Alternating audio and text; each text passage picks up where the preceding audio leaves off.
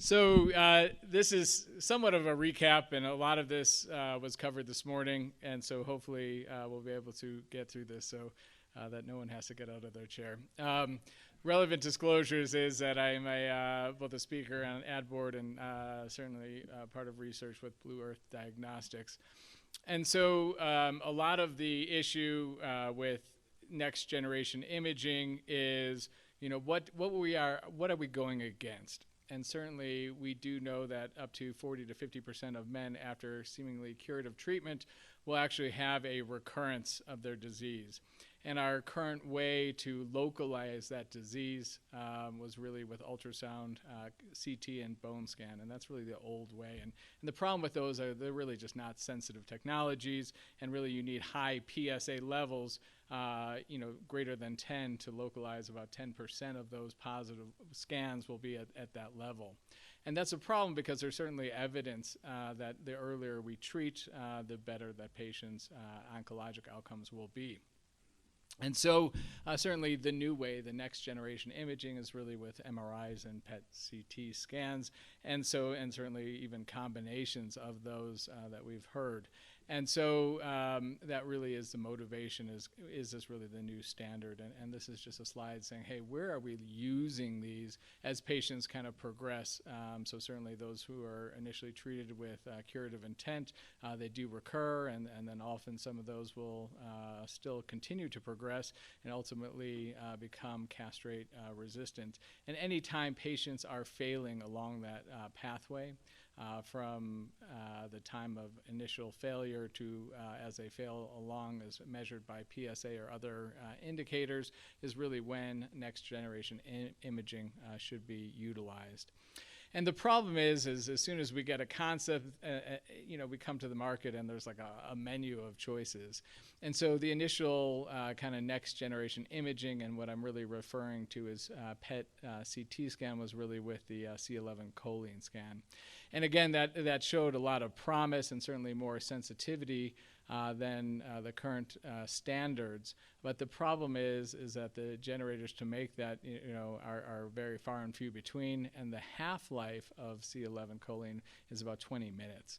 So really not readily available. And if you look at a lot of those images, in my opinion, looks a lot like a Rorschach.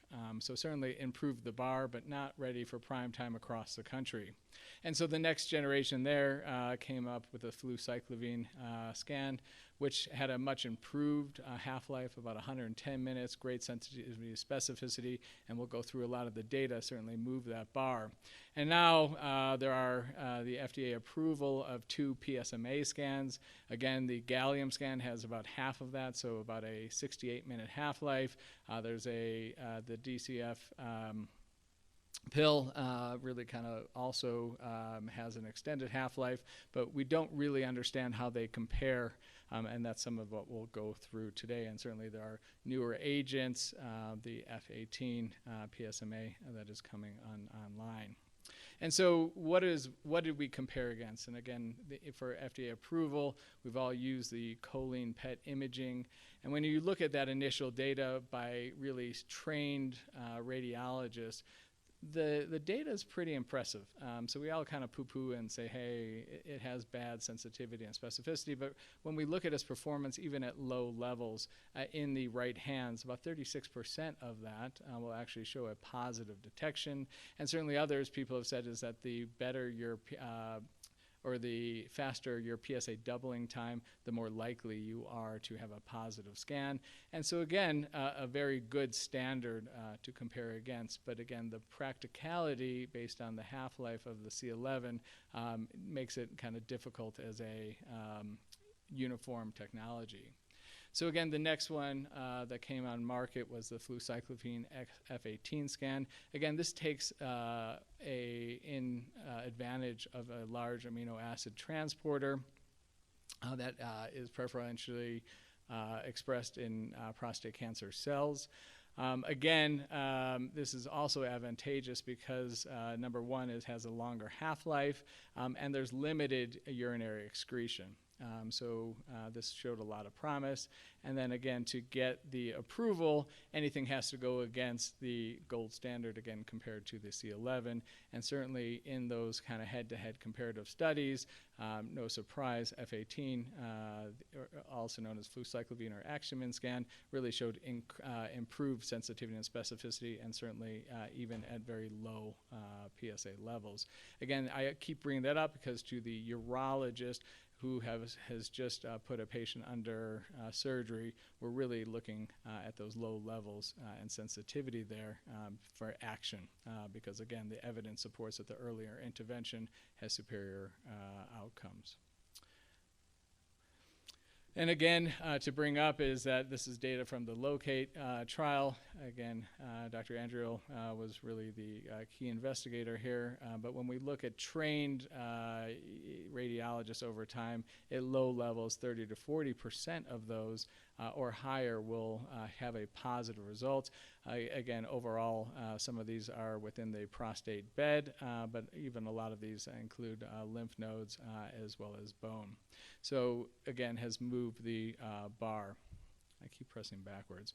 I think the important point of this is that this is one of the few technologies that has really investigated the effects of hormone therapy and the performance of a PET CT scan, whether you're on hormones or not, has really been shown to be equivalent. So the Axumin or flucyclovine scan really performs equally well if patients have been on hormones or not. Again, I think that this is an important point that we still have to investigate for many of the other therapies, is how hormones ultimately will impact the detection of these therapies. The next one is the PSMA. Again, we heard quite a bit about this, both as a diagnostic but also a theragnostic technologies this morning. And again, PSMA came into being because, again, these inhibitors have a high specificity for the receptors. They're highly permeable. There's no host immune response. Their small molecules are easy to produce. Again, they are active against the kind of extracellular receptor. Again, you can label them in various ways as a theragnostic as well. When you look at the initial performance, again, really sold in a non-randomized fashion, that at very low PSA levels to have a high detection rate. Again, very important. It seems that all of these technologies, when we get to higher PSA levels, will have a very high frequency of detection. Again, these are all way superior compared to our conventional imaging technologies. Again, when you look at choline, PSMA basically, compared to that gold standard, was much higher sensitivity and specificity.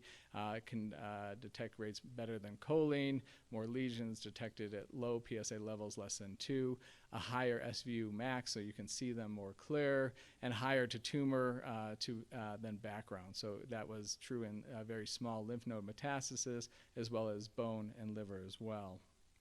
And then, again, the most relevant question is, what should we really be using? Now we have the possibility, as increasing FDA approval comes in, is should we be using the flucyclovine or the PSMA?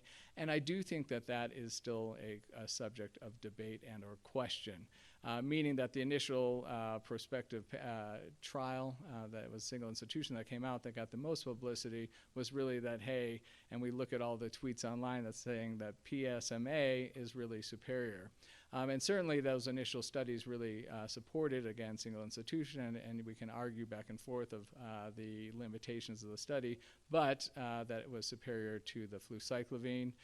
Since it has been analyzed and in a meta-analysis saying that, hey, at levels less than 1, it may be the exact opposite. The flucyclovine may be superior, but at higher levels, one may be the other. I think still remains to be determined. And I do believe that true prospective trials in this space should be performed. But certainly all next generation imaging has, certainly moved that bar. And I think that should be routinely utilized in many different time points as patients fail therapies.